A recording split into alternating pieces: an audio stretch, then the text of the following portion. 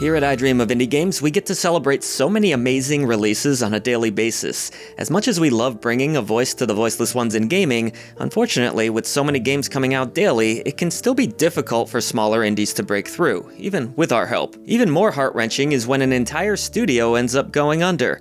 Here are 10 promising indie game studios and publishers that closed all too soon. Real quick, we don't want to close our doors. Head over to patreon.com/idreamofindiegames to gain Discord access to the greatest indie gaming community. Enjoy early ad-free shows, receive a shout-out at the end of every video we produce, enjoy a podcast 3 days early, and so much more. Your new indie gaming community is waiting for you. First on our list is Galvanic Games, a studio perhaps best known for their partnership with Devolver Digital on Wizard with a Gun. Formed in 2015, they released some rather interesting titles, including indie adventure game Some Distant Memory, which received positive reviews from the few that played it.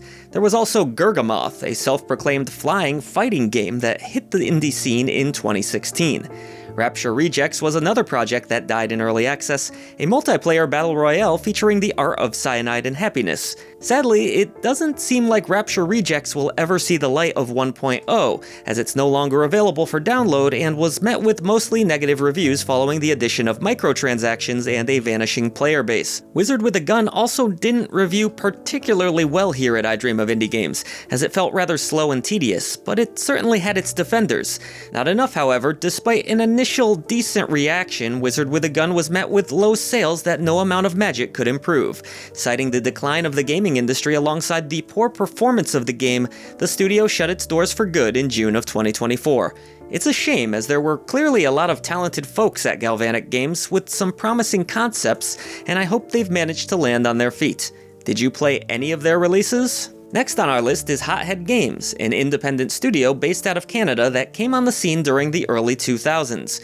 Created by 3 former employees of Radical Entertainment, which was known for AAA games like The Simpsons Hit and Run and Crash Bandicoot Mind Over Mutant, Hothead Games' claim to fame would be the Death Spank series before switching over to mobile games. One other less notable release was Swarm, an action platformer praised for having excellent AI and some decent concepts that earned it pretty solid reviews from critics. Hothead Games eventually went all in on mobile, expanding their studio and exceeding over 100 employees at one point. They even dabbled in publishing games. Sadly, the success didn't last, with the CEO jumping ship in 2022 and the company ultimately going bankrupt in 2024. It's a shame because I have really fond memories of Death Spank. How about you? If you thought that last studio was bad, you ain't seen nothing yet. Threshold Games, coming in at number 8, never made it to a single game release. Marketing themselves as an indie queer-led studio, this team of 12 came together in 2019, headed by Jessica Bean and June Safri. They featured developers from renowned studios such as Riot Games and Sucker Punch. Based out of Seattle, the studio was supposed to unveil a project at some point, but it never ended up happening, in any sort of official capacity anyways. I've heard of studios struggling due to low sales or a bad market, but this is certainly an unusual case. There aren't a ton of details to be found about what this project was actually going to be, other than it was at least in the concept phase. It was allegedly going to be something along the lines of a Civilization title, described as a, quote, hopeful roguelike subgenre of strategy games. Ultimately, the fledgling studio cited extenuating circumstances for their closure. Talk about vanishing quicker than you appeared. Our next studio was founded in 2013 and is best remembered for the RoboCraft series, and that's FreeJam. FreeJam was all about allowing players creativity in their games and building strong communities with fans. And hey, for a while they were able to deliver on those core beliefs. Released in 2017, RoboCraft allowed gamers to build custom robots and participate in battles using a variety of weapons. It gained a fairly decent following, and to this day has positive reviews on Steam. The studio also released Card Life in 2019, which was met with more mixed reviews. The game had some neat ideas and a really great cardboard visual style, but didn't quite come together to create an engaging gameplay experience. With RoboCraft being somewhat successful, a follow-up was released in 2023. However, things didn't go as planned. RoboCraft 2 lingered in early access and was not particularly enjoyed by fans. Things went south fast from there, and the studio unceremoniously shut down rather suddenly, citing current market conditions. It's always sad when an indie studio finds early success, but ultimately is unable to sustain that success. Such was the case for FreeJam, who are gone, but certainly not forgotten. This one hits closer to home because it just took place rather recently, and that was the unfortunate closure of promising indie studio Counterplay Games. The studio released Godfall, a self-proclaimed looter-slasher that mixed in action RPG elements. While the game showed a good deal of promise, the final product failed to deliver. Godfall had a few fans, but for the most part it was found to be a lifeless, boring, dull gameplay experience. Bugs and clunky controls didn't help matters much. The failure of Godfall was compounded by reported sluggish sales figures, but we didn't quite know just how devastating of a flop it was. The writing was on the wall. In one of the strangest studio shutdowns I can remember, an employee from another gaming studio leaked the quiet closure, stating that the team had disbanded. Perhaps the team was under too much pressure to deliver a great game. This was, after all, one of the first announced PS5 titles. It's a shame because Counterplay certainly had skills, and now we can only hope everyone involved is able to find work elsewhere. If you are curious, Godfall is still available for purchase on digital marketplaces and can often be found, unsurprisingly, at a steep discount. The next studio on our list is Eggnut Games, who released just a handful of titles, but most notably were the team behind 2021's Tales Noir.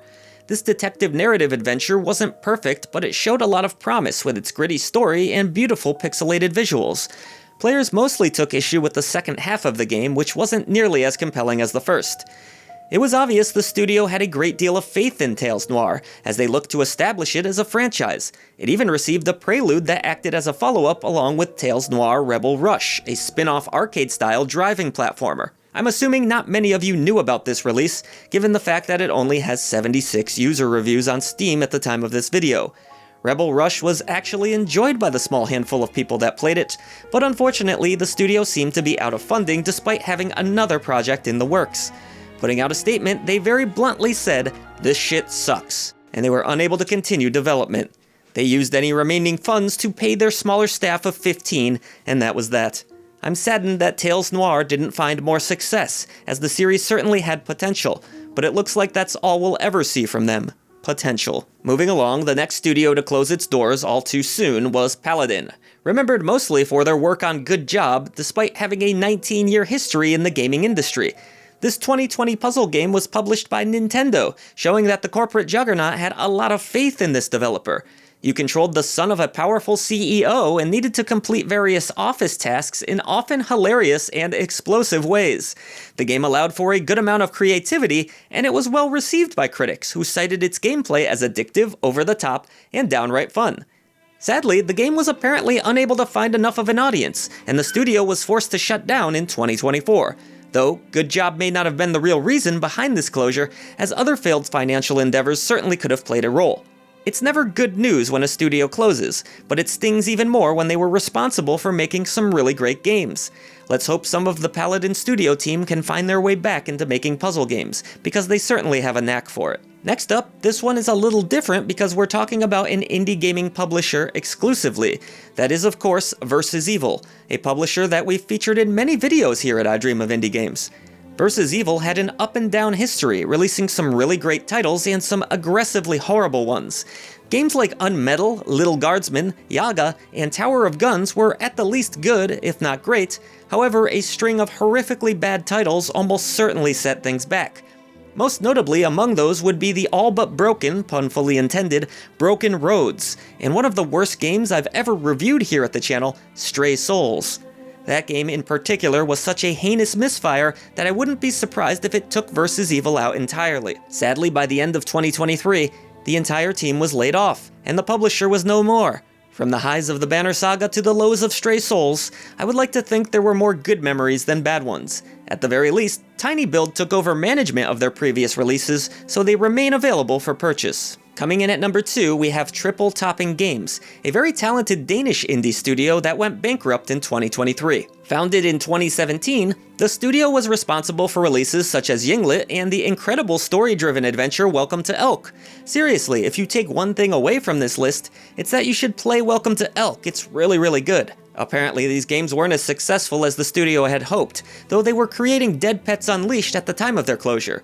This was to be a narrative-focused game involving a punk rock band that would have rhythm game elements to it. The game's Steam page still lives with publisher Akupara attached to the project, so it's possible that it still sees the light of day. Regardless, when you see a studio that made a game as good as Welcome to Elk on a list such as this, it truly breaks your heart. So to the talented folks at Triple Topping Games, I hope you're doing well, and that we get more indie gaming adventures from you in the not-so-distant future. Last on our list is another publisher, Merge Games. At one point, Merge Games seemed on top of the world, publishing lots of major indie releases and other, more niche titles like Alex Kidd in Miracle World DX and Smallland. Merge supposedly started out in a tiny attic before growing to become a dominant force in the indie gaming publishing scene.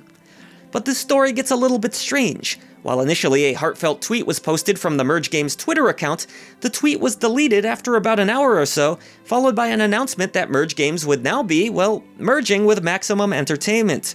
This led to quite a bit of anger, with former employees of Merge coming forward to make it clear that everyone was laid off outside of a skeleton crew on sales. So the self-proclaimed closure of Merge was pretty messy, perhaps a way for the company to get rid of its staff and start fresh under the Maximum Entertainment label. So does Merge Games still exist? Well, no, not as we knew them anyways, but many of their games were at least absorbed by Maximum. So there you have it, 10 indie developers and publishers that are gone too soon. Do you have memories of any of these games or the companies? What are some of the studio closures that made you sad throughout gaming history? Let us know in the comments below. Remember to like, subscribe, hit up the Patreon, and give a voice to the voiceless ones in gaming. For far too long, you, the gamer, have been denied honest gaming coverage. Indie developers and publishers have lost their voice, but no longer. Like the video, subscribe to the channel, and head over to patreon.com/idreamofindiegames to join this epic campaign for indie visibility. The echo chamber trembles as our message grows louder. Voice to the voiceless!